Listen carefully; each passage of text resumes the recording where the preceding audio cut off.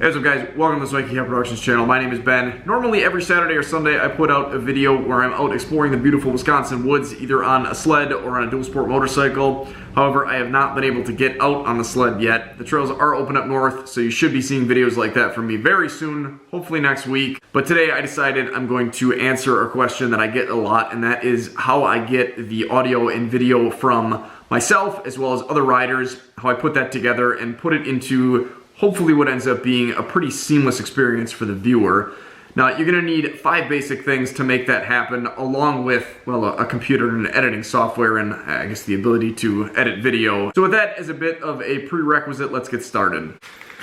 So what I've got right here is, I guess, still my current motorcycle setup, but the setup that I used for snowmobiles as well last year. And the first thing that you're gonna need, of course, is a camera, very important. This is a Hero 4 Black. Really worked pretty well. I like the super wide angle view. However, especially now that I'm recording with something else that I'll show you in a minute here, this seems very, very shaky to me now. But this isn't a bad camera. You can pick them up refurbished. I'll put a link down in the description. They think that will be an Amazon link, so if you use that link, it doesn't cost you anything extra. But Amazon sends a little bit back my way since I sent you their way. And regardless of the camera that you choose, the best place that I've found to mount these is right out front like this. And the mount that this is on is actually the older style Pro Shot mount. Again, link for that down in the description. That'll be the new one, which I've got on the helmet behind me here that I'll show you in a second. This really works very well. It gets Velcroed to the side of the helmet.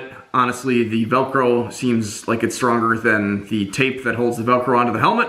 So I just never remove it. I guess I wouldn't plan on removing it if you're gonna go this direction. But this really works really well for me, and I think will probably work for just about anybody else too. Now, the other thing that you may have seen already here that is extremely important is the microphone adapter that is kind of coming around here, and that hooks into a 3.5 millimeter lapel mic. See if I can do this without dropping the helmet. So what is that, number 3, I guess, would be the microphone adapter. For a Hero 4, you can use this type of thing. If you're looking at any other kind of camera, you're kind of on your own. Any of the Hero's cameras that are newer than this, the 5 and up, are gonna use an adapter that I've got on the other helmet that I'll show you in a second here. But basically then what I've got here is just a lapel mic, which is a super long cable that runs around through the back and then pops out. Where is it? Right there. And I've got that actually zip tied to the other thing that you're gonna need in here, which would be number 5, and that is the Bluetooth communicator. This is gonna have a set of speakers, one for each ear inside of the helmet, as well as that boom mic that you already saw in here. And basically what this will let you do is connect wirelessly to up to 3 other riders in your group. It uses Bluetooth, which is the same as what your phone uses to connect to your car, that sort of thing. So there's not a huge range on it, but you can definitely talk to people as long as you can see them more or less, maybe a little bit more than that depending on the model. So there's a whole bunch of different brands that you can pick from as far as a Bluetooth communicator goes. I think I paid $35 for this. This same model is up to maybe $45 now.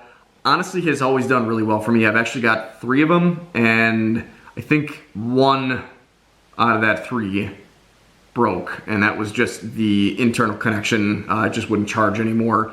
Other than that, they've really done very well for me. So as long as you're careful with that connection, probably not gonna have a problem. Hopefully, if you do, send it back and get a new one. But there's lots of options there. You can spend up to like probably $300-400 bucks on one of these. Now this setup has always worked really well for me. It's definitely all on the cheaper side. You can pick most of this stuff up for probably under $200. But after recording on some really cold days last year, I was honestly ready to just give up trying to make snowmobile videos altogether. Changing batteries out every 5 minutes when it's below 0 really is not fun, and definitely takes away from the actual riding experience, which is why I'm out there in the first place. So what I'm gonna use this year, I think is gonna work a heck of a lot better. So this is gonna be my new Castle X helmet with some pretty awesome gear on it. And actually just about all of this, other than the mic adapter and my same BTS Bluetooth communicator here, was actually all given to me by a ridiculously generous patron of mine. I still have no idea where you find it in your heart to send me stuff like this. I guess I could, but I would definitely not afford things like this on my own. So it's super cool that I have support out there that allows me to show you guys things like this and allows me to be able to use stuff like this. So big thanks to you. And thank you to all you guys that support me and watch my videos every week.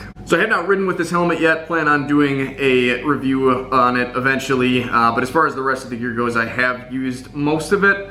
This is gonna be a Hero 8 Black. Really a much better camera than the Hero 4. A much better picture quality. The image stabilization, like I mentioned before, is so nice. You don't get the super view, but it is just so much better of a camera. I like it so much better. But because I'm running this camera, then I need to run this $50 microphone adapter. However, that turned out to actually be a really good thing for the snowmobile videos because this thing has a USB-C pass-through on it, which is just above the 3.5mm jack there. And what that's gonna allow me to do is plug in a power bank. So that means I can stick this thing down in my pocket, hook that up to that pass-through connection, and run the camera without a battery in it at all. This is gonna be just so nice.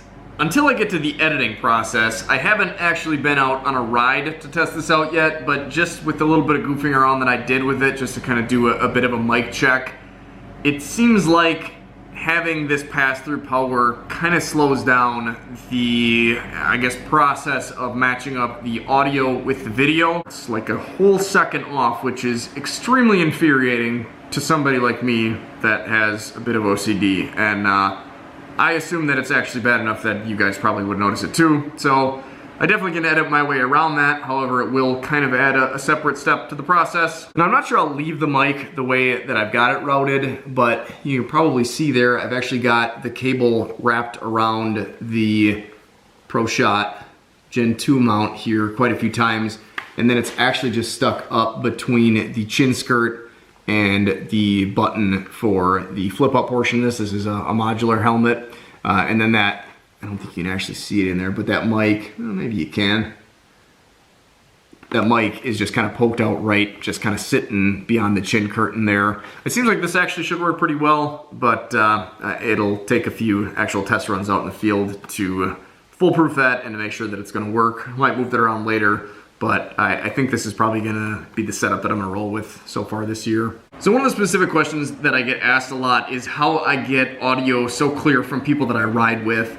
And I think a lot of people are under the impression that I'm using the audio from the Bluetooth communicator, and that is not the case. Personally, I found the best way to make a kind of immersive, seamless experience for the viewer is to just use the separate video and separate audio from the cameras and just kind of cut the Bluetooth communicator out of it completely. So obviously we're still using the Bluetooth communicators to communicate with one another, but say this is me, this is my dad or one of my buddies. When you're hearing any audio, it's coming directly out of this camera, regardless of whether you're actually seeing the video clips or not. And the same goes for whoever I'm riding with. The audio is always being pulled from their camera. And with the editing software that I use, which is DaVinci Resolve, I can kind of flip back and forth between those clips and also the audio. It ends up being, well, a bit of a process, but I think what I end up with when I'm done definitely makes me happy and hopefully makes it a good experience for you guys. And if you're gonna get into this, I guess I would say that you're definitely gonna have to take your time. Editing from just one camera is a lot cleaner and a lot easier to do, but I do really like the way that the videos come out when I'm able to have a conversation with somebody else. So hopefully this video was helpful to you guys. If it was, make sure and give it a like. Let me know down in the comment box below if you enjoyed it, or if you have any questions, I'd be happy to try and answer them. If you want to see videos where I'm out testing my new setup here, make sure you hit that subscribe button. Like I said, I do try to put a video out every weekend when the snow conditions cooperate at least. So be looking forward to that. Click that subscribe button, click the bell after you subscribe. That way it'll let you know anytime I put a video out. Other than that, guys, if you can get out, enjoy this beautiful world, make sure you do that.